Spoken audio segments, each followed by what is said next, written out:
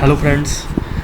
पिछली वीडियो में हमने किया था थेफ्ट। आज हम लेके आए हैं एक्सटॉर्शन, जो कवर होता है अंडर सेक्शन 383 से लेके 389 तक। ओके, हम सबसे पहले डिस्कस करेंगे आर्टिकल 383, जिसमें एक्सटॉर्शन की डेफिनेशन है और बताया गया है एक्सटॉर्शन होता क्या है।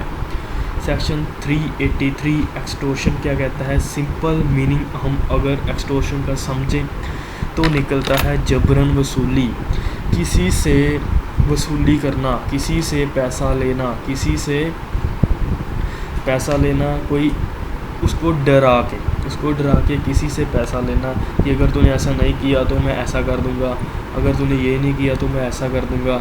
ऐसे करके अगर कोई किसी से कोई भी चीज़ लेता है तो वो एक्सटॉर्शन में आता है। ओके, सबसे पहले एक्सटॉर्शन में क्या क्या चीज़ें होंगी तो एक्सटॉर्शन बनेगा। इसमें 3 चीज़ें कंपल्सरी हैं होनी एक्सटॉर्शन में। सबसे पहली आती है intentionally puts person in fear of injury to that person और एनी अदर पर्सन।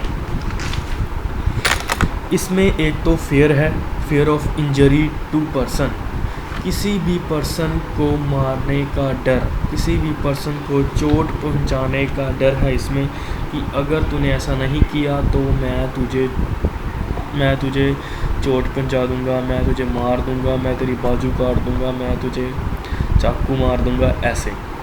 ओके, और एनी अदर पर्सन, अगर तूने ऐसा नहीं किया तो मैं इस तेरी फैमिली मेम्बर के इस बंदे को मैं ये कर दूंगा, तेरी फैमिली के इस बंदे को मैं ये कर दूंगा। हम इसको समझते हैं एज एन एग्ज़ाम्पल। ओके, इसमें क्या है कि where A obtains property from B by saying your child is in the hand of my gang. मतलब कि एक बंदा दूसरे को ये कह रहा है अगर तूने मुझे ये प्रॉपर्टी नहीं दी तो मैं तेरे बच्चे को, your child is in the hand of my gang will be killed, अगर तूने मुझे ये प्रॉपर्टी नहीं दी तो तेरा बच्चा जो कि मेरी गैंग के पास है उसको मार देंगे, मुझे ये प्रॉपर्टी दे दे। इसमें क्या है, इसमें उससे वो जबरन वसूल कर रहा है, उससे ज़बरदस्ती कर रहा है, ज़बरदस्ती उससे कुछ ले रहा है, तो वो एक्सटॉर्शन में आएगा। ओके गाइस,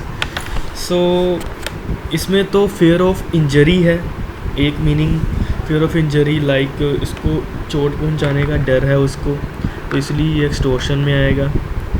ओके, आगे है dishonestly induce person to deliver to any person. सबसे पहला इंग्रेडिएंट क्या कह रहा था, उसको डर था। सेकंड क्या कह रहा है, उस डर की वजह से वो कोई प्रॉपर्टी किसी को दे रहा है।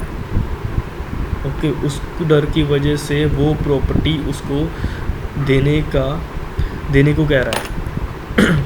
ओके, आगे है प्रॉपर्टी में भी मूवेबल और इमूवेबल। प्रॉपर्टी चाहे अचल हो या चल हो, चल संपत्ति और अचल संपत्ति दोनों ही इसमें कवर होती हैं। थेफ्ट में क्या था, थेफ्ट में अकेला चल संपत्ति ही कवर होती थी। ओके गाइस, आगे है सेक्शन 384 में क्या है, 384 में इसकी पनिशमेंट दी गई है। पनिशमेंट इसकी 3 साल तक की है। अगर कोई आदमी ऐसा एक्सटॉर्शन करता है तो उसकी पनिशमेंट 3 ईयर तक की है और उसके साथ फ़ाइन भी होगा और दोनों भी हो सकते हैं। ओके, इसकी आगे एग्रेक्टिव्स फॉर्म्स हैं सेक्शन 385 से लेके 389। अगर आप इसको बेयर एक्ट से या बुक से पढ़ेंगे तो आपको समझ लग जाएगी, अगर आपको एक्सटॉर्शन क्लियर होगा। अब हम एक और एग्जांपल लेते हैं एक्सटॉर्शन की। ओके, एक्सटॉर्शन की एक और एग्जांपल लेते हैं। Where P a police officer arrested B. जो पी है एक पुलिस ऑफिसर है, उसने बी को अरेस्ट किया है। ओके, और उसको बेल देने से रिफ्यूज़ कर दिया है जब तक वो 500 रुपये नहीं देता उसको।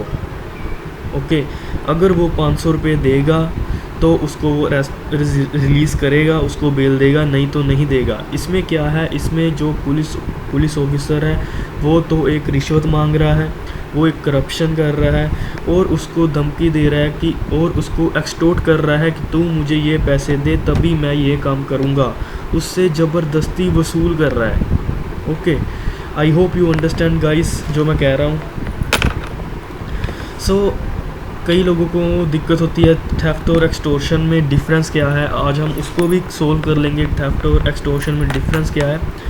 सो इसके जो एग्रेक्टिव्स फॉर्म्स हैं सेक्शन 385 से लेके 389 में हैं। सो आप रीड कर लेना, आपको समझ लग जाएगी। ओके, सो अब हम करते हैं difference between theft and extortion. Theft चोरी में और जबरन वसूली में क्या डिफरेंस है।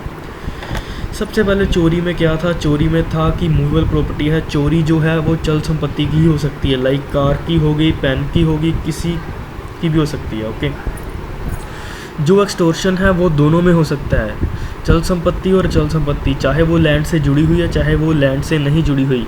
लाइक एक्सटॉर्शन में क्या है, अगर कोई व्यक्ति कहता है कि मैं तेरे बच्चे को मार दूंगा अगर तूने मुझे ये प्रॉपर्टी नहीं दी।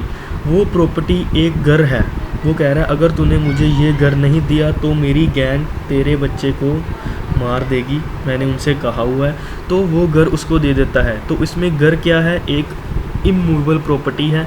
तो इसमें एक्सटॉर्शन में इमूवेबल और मूवेबल प्रॉपर्टी दोनों कवर होती हैं, लेकिन थेफ्ट में अकेली मूवेबल प्रॉपर्टी होती है और उसकी ही चोरी हो सकती है।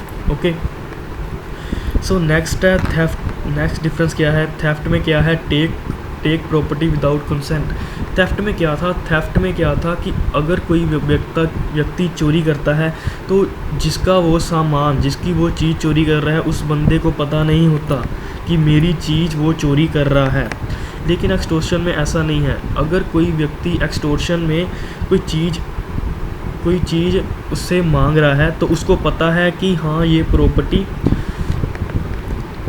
वो अपनी मर्ज़ी से दे रहा है, चाहे वो अपनी मर्ज़ी से दे रहा है एक्सटॉर्शन में उसको प्रॉपर्टी।